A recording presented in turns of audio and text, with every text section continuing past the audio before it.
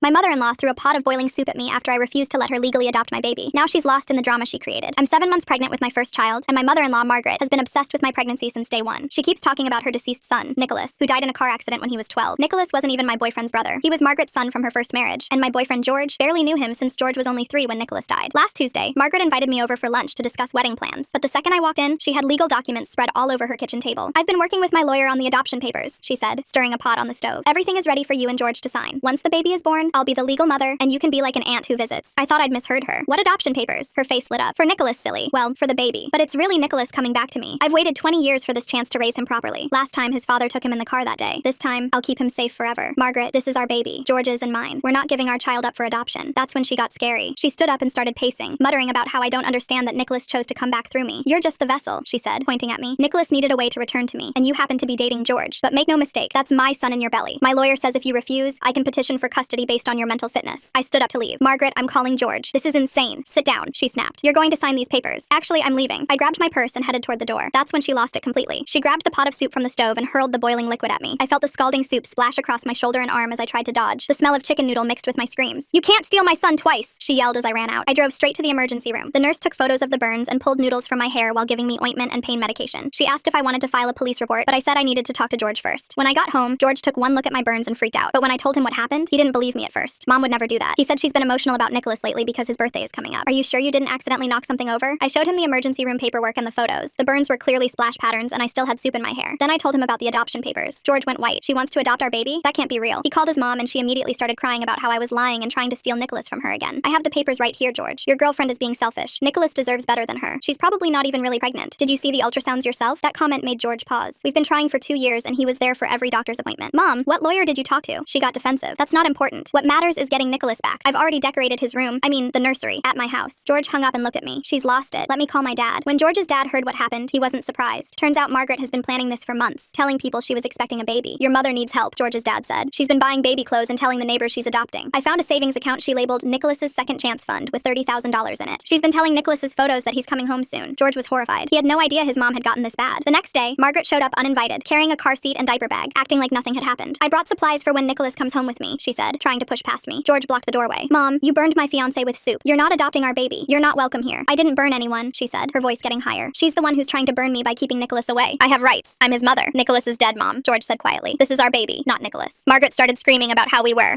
murdering Nicholas all over again and how her lawyer would hear about this. She said she'd already told the hospital she was the mother and had power of attorney. George called his dad and they decided Margaret needed a psychiatric evaluation. When the paramedics arrived, she was sitting in our hallway rocking the empty car seat and singing lullabies, calling it Nicholas. She's been in a psychiatric facility for 2 weeks now.